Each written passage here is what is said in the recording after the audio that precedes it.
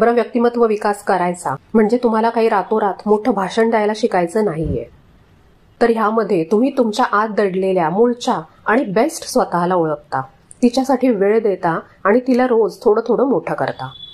जेव्हा तुम्ही स्वतःची किंमत करता तेव्हाच जग आणि तुमचं कुटुंब तुमच्या कामाची किंमत करतं.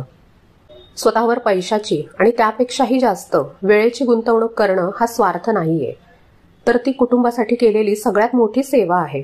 कारण जर तुम्ही आतून समाधानी आणि सशक्त असाल तर तुम्ही घरातलं वातावरण फार सुंदर कराल. आणि तुम्ही खुश राहिलात तर तुमच्या कुटुंबाला तरी त्यापेक्षा वेगळं काय पाहिजे. आता ह्यासाठी आपण काय करायला पाहिजे हे तर मी बोलणारच आहे, पण त्याच्या आधी ना मला एका गोष्टीबद्दल बोलावंसं वाटतंय.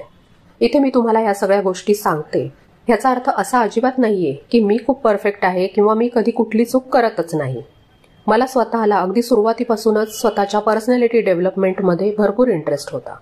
सुशिक्षित आहे पण जॉब करत नाही हे ठीक, पण मला नेहमीच जगाच्या सोबत चालायला आवडलेलं आहे.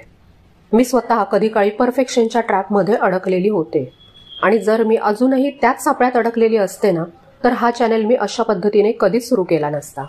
मी असा विचार केला असता की मी स्वतः दिसले पाहिजे, मी स्वतः स्क्रीनवर बोललं पाहिजे, जे मला प्रॅक्टिकली अशक्य आहे. पण मला ज्या पद्धतीने जमतंय त्या पद्धतीने मी ॲटलिस्ट सुरुवात केली. आणि ह्याच पद्धतीने मी माझ्या पर्सनॅलिटी डेव्हलपमेंटच्या जर्नीची सुद्धा सुरुवात केली होती. एकाच दिवशी सगळं शिकले नाहीये.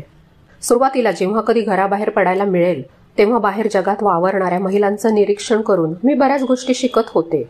आणि त्यानंतर इंटरनेट माझ्या हातात आलं तेव्हापासून जे जे मी बघत गेले ते जमेल तसं जमेल तेव्हा माझ्या आयुष्यामध्ये इम्प्लिमेंट करत गेले. आणि नक्कीच 10 वर्षापूर्वीची मी आणि आत्ताची मी ह्याच्यात मला खूप फरक दिसतो आणि त्याच्यामुळे आतून स्वतःचा अभिमान वाटतो. ह्या सगळ्या प्रवासात पुष्कळ इंग्लिश चॅनल्स मी ऐकायची आणि ते सगळं मराठीमध्ये आपण सांगावं असं मला मनापासून वाटायचं. बरं, जे मी ऐकत होते त्यातलं सगळंच मला पटत असेल असं नाही, पण जे मला मनापासून पटलं ते मी स्वतःच्या आचरणात आणण्याचा प्रयत्न करत गेले. असे जे सेल्फ हेल्प विषयीचे चॅनल्स आणि पॉडकास्ट असतात ते ऐकताना आपण तसाच माइंडसेट ठेवला पाहिजे असं मला वाटतं. त्यामुळे काही चुकीचं वाटत असेल तर तुमच्या सूचनांचं नक्कीच स्वागत आहे.